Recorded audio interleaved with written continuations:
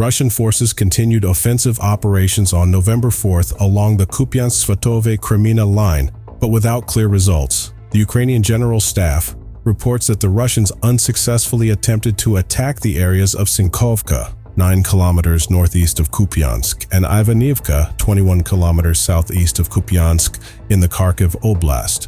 In the Luhansk Oblast, they attacked Stelmakivka, 15 kilometers northwest of Stepovka, and Bilohorivka, 10 kilometers south of Kremlin. Moreover, in the Donetsk Oblast, there was an attack on Verkhnokamyansky, 18 kilometers south of Kremlin. Colonel General Oleksandr Siersky of the Ukrainian Ground Forces noted that units of the Russian 6th Combined Army and the 1st Guards Tank Army intensified operations near Kupiansk and tried to capture Sinkivka and create favorable conditions for taking over Kupiansk. Siersky emphasized that the Russians had suffered heavy losses on the Kupiansk-Vozlovyahidne route up to 22 kilometers southeast of Kupiansk and were now reorganizing in this area. In turn, a Russian military blogger reported an additional transfer of Russian units towards Kupiansk-Kremlin.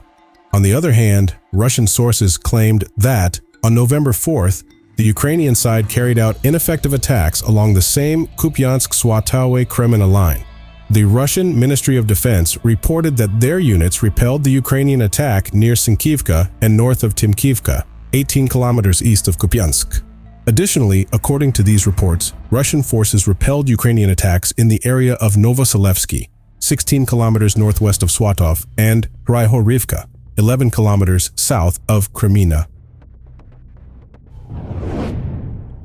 On November 4th, Ukraine announced that its military forces had carried out an attack on shipyard facilities in Kerch, a port city on the eastern shore of the Crimean Peninsula that was annexed by Russia. According to information provided by Ukrainian sources, in the evening of that day, the Ukrainian armed forces carried out an effective raid on the naval and port facilities of the Zaliv shipyard in Kerch, which is currently under temporary occupation. This information was provided by the Strategic Communications Center of the Armed Forces of Ukraine via the Telegram channel. Oleshchuk, commander of the Ukrainian Air Force, through the same medium, noted that the mentioned shipyard hosted one of the newest units of the Russian fleet, capable of carrying advanced Kaliber-type hypersonic missiles. Oleshchuk pointed out that during the operation, cruise missiles called Scalp were used, which are the French equivalent of the British Storm Shadow missiles, which were launched from Ukrainian military machines. Mykola. In his post, he used a metaphor, suggesting that the actions were precise, like scalpel surgery. Oleshchuk added that he awaits official confirmation of the effects of the raid. A few hours later, on November 5th in the morning, he confirmed that the information about the attack was true. Additionally, the Center for National Resistance of Ukraine released footage that allegedly shows a fire breaking out in the Kerch shipyard after the attack. According to information, Ukrainian forces launched an offensive on the southern side of Bakhmut on November 4th. Military bloggers from Russia emphasized that Ukrainian units were advancing along the forest area north of Klishchidivka, 7 kilometers southwest of Bakhmut, and had established a bridgehead there. However, Russian forces, also on November 4th, conducted attacks both north and south of Bakhmut but did not record any significant successes. The General Staff of Ukraine reports that Russian units were unable to regain their previous positions near Klishchevka and Avdiivka, 10 kilometers southwest of Bakhmut, Bogdanovka, 5 kilometers northwest of Bakhmut, and Kromau, immediately west of Bakhmut, but to no avail. According to a Russian military blogger, Russian forces launched an attack near the Berkovka Reservoir, located north of Bakhmut, but did not advance significantly. The Russians also tried to launch attacks in the area of. Russian military observers noted that units of the Russian 200th Motorized Rifle Brigade, belonging to the 14th Army Corps Northern Fleet, were taking part in the operations north of Bakhmut. They also added that elements of a special Russian unit called the Spetsnaz Vikings were involved in the fighting in the Bakhmut area. On November 5th, the governor of the Zaporizhia Oblast, Yuri Malashko, announced the intensification of Russian military operations in the region. In one day, there were 116 attacks on 19 towns in this district. According to Malaska, the aggressor used artillery, drones, and planes in his actions.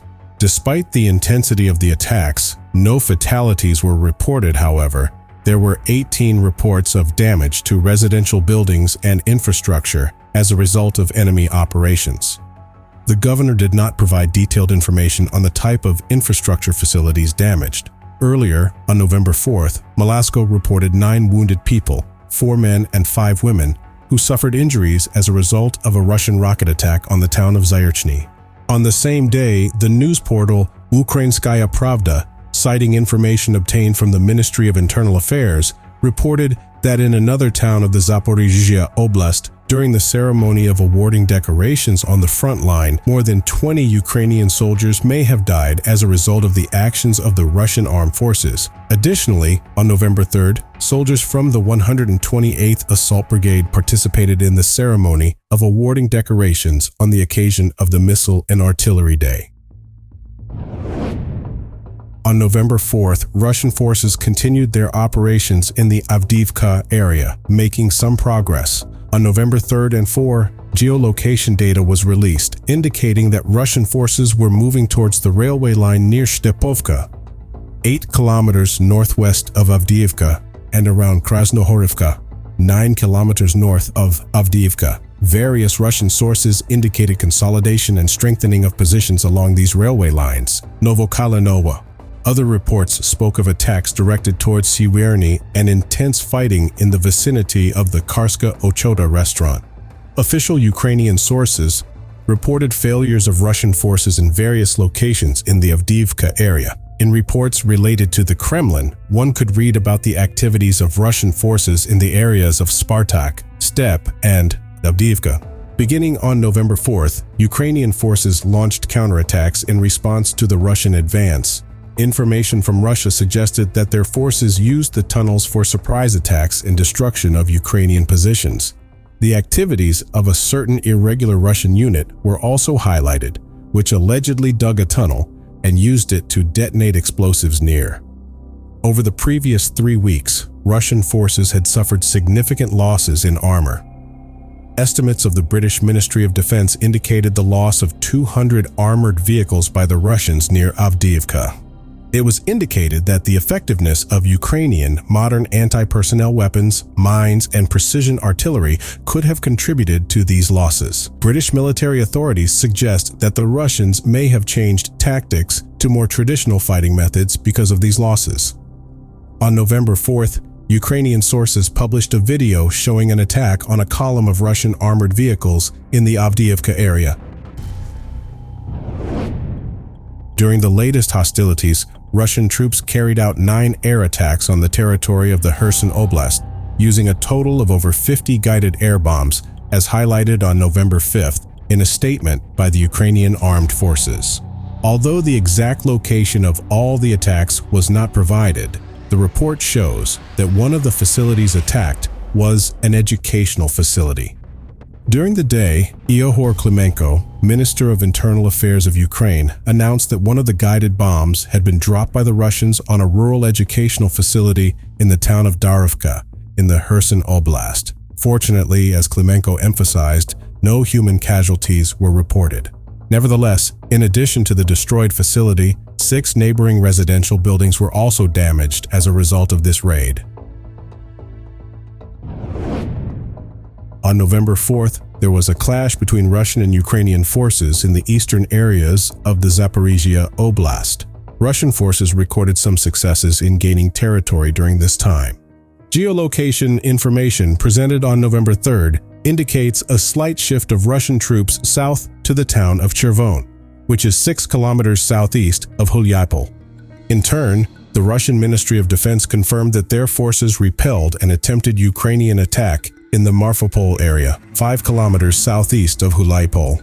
Ukrainian forces, also on November 4th, conducted an offensive in the western part of the Zaporizhzhia Oblast, but without any noticeable territorial successes. According to information from Russian mill bloggers, Ukrainian troops carried out attacks against smaller units in the area of Robotyne, 10 kilometers south of Orikov, and Verbova, 18 kilometers southeast of Orakov. On November 3rd and 4, one Russian mill blogger added that over the past week, certain positions in the forest areas west of Robotyne have been captured and lost repeatedly. On November 4th, Russian offensive operations in the western part of the Zaporizhzhia Oblast were limited and resulted in neither confirmed nor presumed progress. The Ukrainian General Staff reported that Ukrainian forces successfully repelled a Russian attack attempt in the Robotyne area. In turn, one expert, Mazoyek, pointed out that two Russian battalions belonging to the 2nd Motorized Rifle Brigade and the Motorized Rifle Regiment, both from the 42nd Motorized Rifle Division of the 58th Combined Army of the Southern Military District, carried out a tactical rotation near Robotyne with the aim of to rebuild strength after suffering heavy losses. On November 5th, General Oleksandr Tarnovsky, heading the Tavria Group operating on the Southern Front, announced that the Ukrainian armed forces had eliminated the Russian electronic warfare system called Pol-21. General Tarnowski emphasized that this system was intended to disrupt satellite navigation channels, but did not provide additional information on this subject. On September 8th, the Institute for the Study of War, ISW, presented a report in which it emphasized that Russian forces were adapting their communications and electronic warfare technologies in response to the developing Ukrainian counteroffensive. ISW also noticed changes in the deployment of Russian electronic warfare systems on the front line. The observed pattern where, instead of concentrating 10 such systems per 20 kilometers, there is now one system for every 10 kilometers suggests better coverage of a single system. On November 1st, in an article for The Economist, the Commander-in-Chief of the Ukrainian Armed Forces, Valery Zaluzhny, drew attention to Russia's technological advantage in the field of electronic warfare, emphasizing Russia's development of a new military unit in this specialty and the introduction of 60 new types of equipment. Zaluzhny emphasized that as many as 65% of Ukrainian jamming devices come from the Soviet era. In his opinion, Ukraine should increase its electronic warfare capabilities, especially using drones, which he considers a key element of the modern battlefield.